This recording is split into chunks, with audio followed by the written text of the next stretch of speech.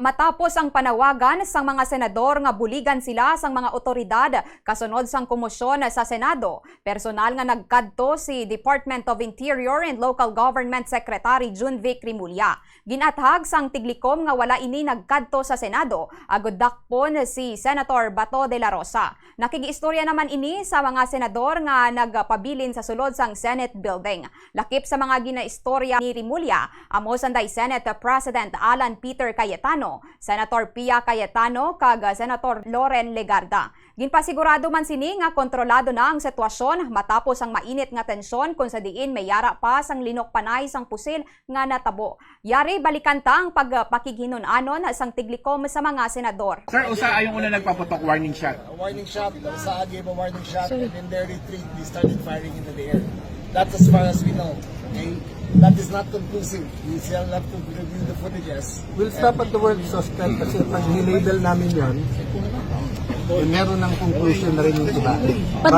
But we told Sec. Rimulya kung sino ang suspect, kung ano suot, kung ano ang sinasabi nila kung sino sila. Perceived NBI daw? Perceived NBI, sir? Perceived We'll not NBI. confirm No muna. questions, sir? No, it's okay questions, but forgive us because we don't want to say something na hindi mabawi.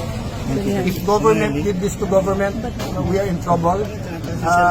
And I want that there is a presumption of regularity na hindi to gagawin ng kahit anong agency sa atin.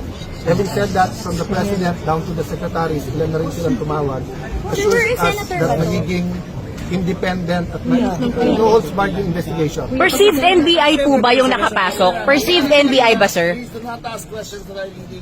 Pero sabi po kasi ni Secretary Mendoza, sir, Do SecDong. not ask questions that are How about leading. San Bato? Please do not ask Senator questions. Bato de la Rosa, how is he, sir? Senator De La Rosa has been informed that they are doing a sweep of the building. He has informed us that he wants to rest in his chambers.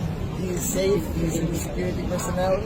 He has been informed of our activities. We have assured him that there is no warrant of arrest to be served. Okay, I am here to ensure the integrity of the Senate and to protect the protection of all the senators. Okay, please. What's the